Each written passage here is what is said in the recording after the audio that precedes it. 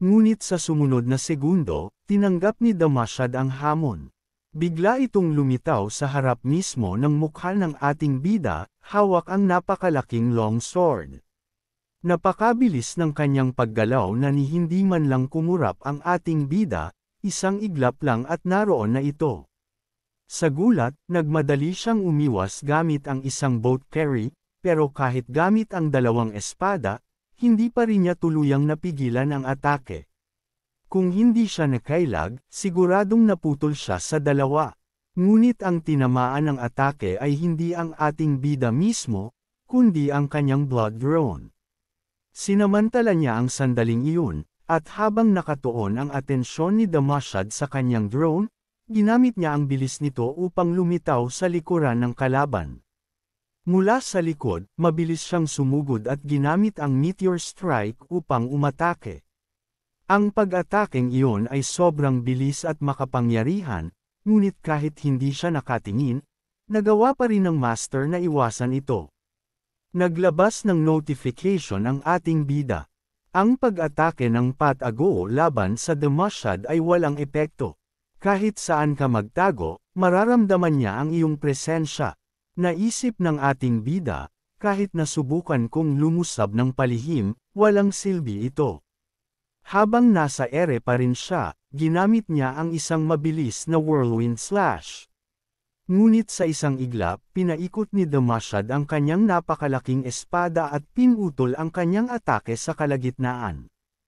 Muli, napilitang umurong ang ating bida, halos maputol ang kanyang leeg sa pag-iwas sa mga pag-atake. Ngunit hindi pa tapos si Damashad. Napakabilis nito, ang ating bida ay hindi pa man bumabagsak mula sa ere, ngunit umatake na naman ito. Muling tinipon ni Damashad ang dark energy sa kanyang espada, at sa buong lakas ay sumugod patungo sa ating bida. Napilitan ang ating bida na ipangtapat ang kanyang long force, ngunit ramdam niya ang matinding pagkapagod. Napakalakas ng halimaw na ito. Halos hindi ko na maramdaman ang aking katawan. Kung magpapatuloy ito, siguradong mamamatay ako rito. Ngunit hindi pa iyon ang lahat. Sa pagkakataong ito, ipinakita ni Damashad ang tunay niyang kapangyarihan. Sa ere, ginamit nito ang kanyang ultimate skill. Gravity Vortex. Biglang bumigat ang paligid, at ang ating bida ay hinatak pababa ng napakalakas na puwersa. Ang madilim na enerhiyang bola na puno ng grabidad ay agad na hinigup ang ating bida sa ere, at si Damamaster ay sinimulang hatakin siya palapit gamit ang kanyang kamay. Ang kamangha-manghang kakayahang ito ay nagpaalala sa akin ng isang kakayahan mula sa Egress. Kung ang Egress ay may kakayahang i-activate ang kanyang solar link para sa pag-arise, ang atakeng ito ay halos kapareho. Matapos tuluyang mahayla ang ating bida palapit, isang malakas na kamao na puno ng grabidad na enerhiya ang tumama ng direkta sa kanyang mukha. Sa wakas, ang pagpapahirap ni Damamaster sa kanya ay nagbayad na rin. Tumilapon ang ating bida at bumagsak sa lupa, at sa loob ng ilang saglit, ginamit niya ang kanyang katawan bilang suporta upang hindi tuluyang bumagsak. Galit siyang nagsalita, ang HP regeneration ko ay bumabagal na. Nagiging pabigat na ito sa katawan ko. Kung magpapatuloy ito, hindi ako makakaligtas sa laban na ito.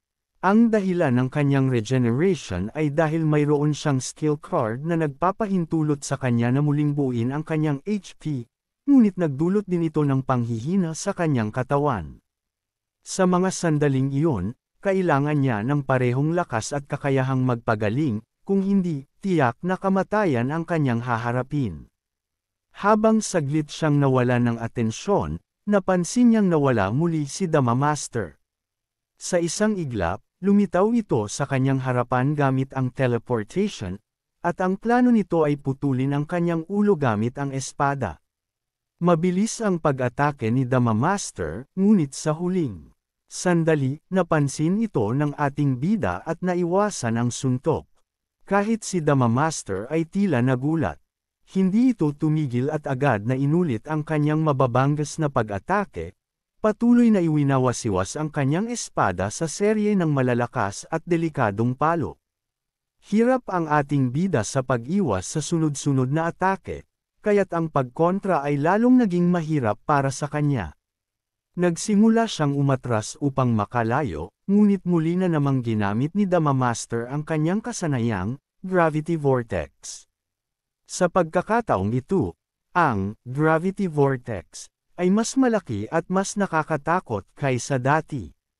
Kasabay nito, nagsimulang mag-ipon si Dama Master ng isang higanteng bola ng enerhiya at agad itong pinakawalan patungo sa ating bida. Matapos tanggapin ang direktang tama, bumaon siya sa lupa, at isang abiso ang lumitaw. Ang kanyang super regeneration ay naputol sa kalagitnaan ng proseso. Ang kanyang kakayahang magpagaling ay tuluyang huminto. Sa loob lamang ng ilang minutong laban, ang buong paligid ay halos nawasak, at ang mga malalaking bato ay nagsimulang bumagsak sa kanyang paligid. Habang dahan-daw ang tumatayo, muling bumangon ang ating bida. Tiningnan niya ang abiso na lumitaw sa harap niya, ang kanyang regeneration skill ay tuluyan ng tumigil. Napailing siya, ramdam ang pag-aalala. Ngayon, kahit ang pinakamaliit na HP recovery ay hindi ko magagamit. Posibleng isang simpleng suntok lang mula sa kanya ang tuluyang tatapos sa akin. Pero sa totoo lang, hindi iyon mahalaga. Sa isang laban, gaano man ito kahigpit o karaniwan, may mga bagay na hindi mo inaasahan. Kahit gaano kakagaling, sa abyss, anumang sandali ay maaaring mangyari ang kahit ano, at ituturo nito sa iyo ang leksyon ng buhay. Dahil dito, tinitigan niya si Dama Master at, sa isang hindi inaasahang kilos, taos pusong nagpasalamat. Salamat, bulong niya. Tinuruan mo ako ng napakahalagang aral. Matagal na siyang nakikipaglaban sa mga halimaw ng abyss, ngunit unti-unti na niyang nakalimutan kung gaano ito kapanganib. Ngayong hinarap niya ang boss na ito, muling nagising ang kanyang diwa. Hindi na niya kailanman maliitin ang lakas ng abyss. Dahil ang kanyang sandata ay nasa malayo, ginamit niya ang isang skill upang hilahin ang mga ito pabalik sa kanyang kamay. Tahimik lang siyang pinanood ni Dama Master, waring sinusuri ang kanyang kilos. Muling hinigpitan ng ating bida ang kanyang hawak sa sandata. Nagtipon siya ng lakas at, sa isang iglap, muling sumugod sa laban. Ginamit niya ang Meteor Steps, isang mabilis na galaw upang makaiwas sa atake ng boss, ngunit bilang kapalit, tumaas ang proficiency ng skill na ito. Habang umiwas, muling pinuno ng ating bida ng madilim na enerhiya ang kanyang sandata at sumugod sa isang matinding pag-atake. Dahil sa kanyang emergency vision skill, nagawa niyang iwasan ang isa pang malakas na atake, ngunit kasabay nito, tumaas din ang proficiency ng kanyang mga kasanayan. Sa puntong ito, hindi niya naisip ang isang tiyak na plano para talunin ang kalaban. Ang tanging bagay na kaya niyang gawin ay ipagpatuloy ang pakikipaglaban, upang matuto at lumakas. Habang patuloy ang matinding labanan, lalong lumalakas ang ating bida. Ang kanyang blood slash technique ay naging mas pino, bawat pag-atake ay mas mabilis at mas matalim. Sa isang matinding hiwa, tinarget niya si Dama Master. Sa pagkakataong ito, ginamit niya ang kanyang multi-blood strike, isang atakeng mas mabilis at mas malakas kaysa dati. Sa isang malupit na paghiwa, naputol niya ang isa sa mga sungay ni Dama Master. Higit na nagulat at nagalit si Dama Master, ngunit hindi siya nagsalita.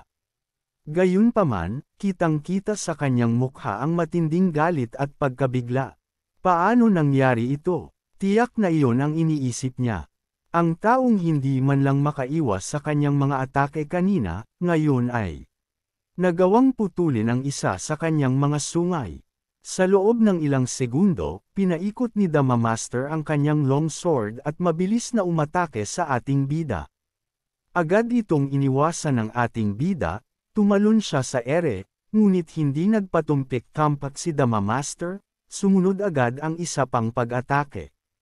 Subalit, dahil mas lumakas na ang kakayahan ng ating bida sa dual sword carry, nagawa niyang salagin ang suntok ng kalaban at gumanti ng isang bahagyang sugat, bagaman hindi ito masyadong nakapinsala. Sa matinding galit, muling sumugod si Damamaster. Ang kanyang longsword ay kumikislap habang marahas na pinutol ang mga sandata ng ating bida.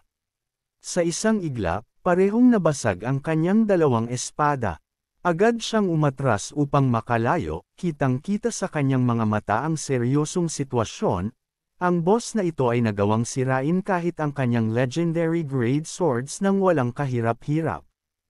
Kung wala siyang scavenger ability, tiyak na nasa desperadong sitwasyon siya ngayon. Ngunit dito nagningning ang kanyang natatanging kapangyarihan. Hanggat ang isang bagay ay maaaring ituring na basura, maaari niya itong ayusin anumang oras. Sa pamamagitan ng kanyang scavenger ability, agad niyang inactivate ang skill, inayos ang kanyang mga espada, at binalik ang mga ito sa dati nilang anyo. Sa sandaling iyon, bumalik sa kanya ang kanyang mga sandata na may kumpletong tibay at muling bumalik sa laban ang ating bida. Sa pagkakataong ito, itinuon niya ang buong atensyon sa laban. Sinusuri niya kung paano siya aatake at paano niya matatapos ang labang ito. Sa kabilang dako, nanatili lang si Damamaster sa kanyang pwesto, pinagmamasdan ng ating bida na tila may binabalak. Ngunit bago pa niya malaman kung ano yun, biglang nagsimulang lumitaw ang mga sugat sa kanyang katawan. Sa isang iglap, isang hindi makitang pag-atake ang dumaan sa kanyang katawan, pinunit ang kanyang balat at tinamaan pati ang isa niyang mata. Napaluhod siya, ramdam ang matinding sakit. Sa kanyang paningin, lumitaw ang indicator ng kanyang HP, nabawasan ito ng 25%. Sa harap niya, matatag na nakatayo ang ating bida. May bahagyang ngiti sa kanyang labi habang mabagal na nagsalita. Tingnan mo ng mabuti, kitang-kita na ang hangganan mo.